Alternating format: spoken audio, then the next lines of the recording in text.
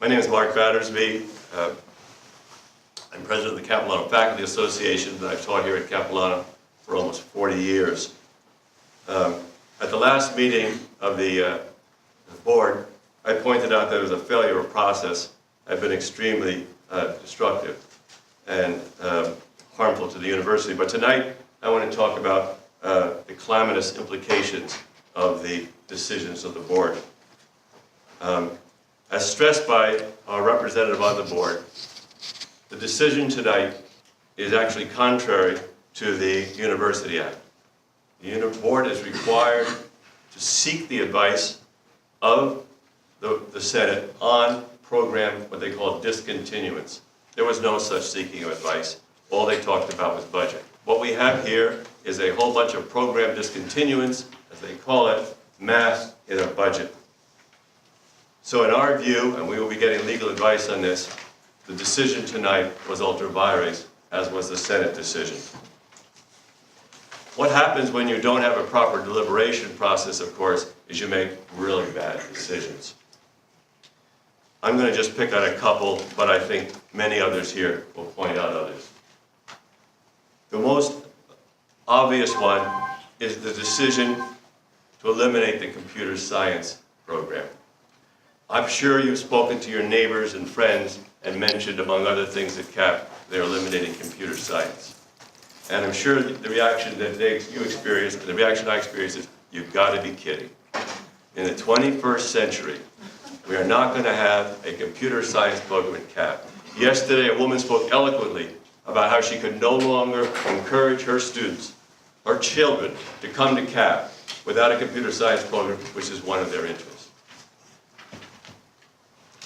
Another associated decision that is troubling and shows a failure of a deliberative process is the decision to eliminate the interactive media program. This is a program which is the diploma program, and as Frank mentioned again, the rationale for eliminating it was it doesn't lead to a degree. But what happens is students who take that program often don't even complete the diploma because they're hired already. There's such a demand for that. There's been no appropriate environmental scan, no deliberation with the community, with the advisory groups, all of which is required by the University Act, to say nothing of common sense. I also want to emphasize that the faculty and the cost of instruction are not the problem. Other of my colleagues will speak to this more eloquently, but what has happened is the same number of faculty since 2009 have taught 20% more students. They've done it at less cost in real terms because, as most of the faculty here know, thanks to inflation, our pay has declined. We are not the problem. Nonetheless, what wasn't brought out clearly in the board meeting, despite my sending them emails, despite my explaining to people I couldn't get to explain it to, including Robin and Chris, the Capilano Faculty Association has offered to make contract modifications for 1 year, which will help address the budget crisis. It's not our problem, we didn't make the problem, but we are deeply troubled by the implications of this decision, and we are willing to make some adjustments to deal with and come up with a reasonable budget. As Frank mentioned also, and as you all recognize, if students cannot get the courses they need, if we have a drop in student enrollment of somewhere between 400 and 700 students, which will result from these cuts, we will be on a downward death spiral in terms of revenue generation and continuance of our programs. Lastly, I wanted to say to the board, not to this camera, but I'll say it to this, the community will not forgive you of this.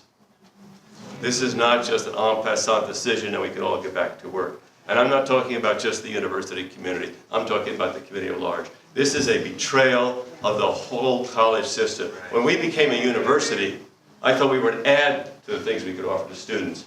What's happening now is we're shrinking what we can offer to students. This is not what the ministry intended, and it's not what the community wants. The focus on degrees, as mentioned by Frank, is a misguided focus. We have many things to offer students, variety of degrees. Chris has mentioned that we have on paper a whole bunch of certificates and of diplomas. Is true enough. Actually, very few are offered and given. And secondly, so what? That's what we have to offer people. We have to offer people a huge variety of programs, and it's clear from her rationale, she wants to put an end to that. She finds that stuff too messy, too inconvenient, too many things on her list. So I call on the community now, because I think I'm speaking to the whole community, please support us in helping us turn this budget decision around and putting CAP back on its rightful course. Thank you.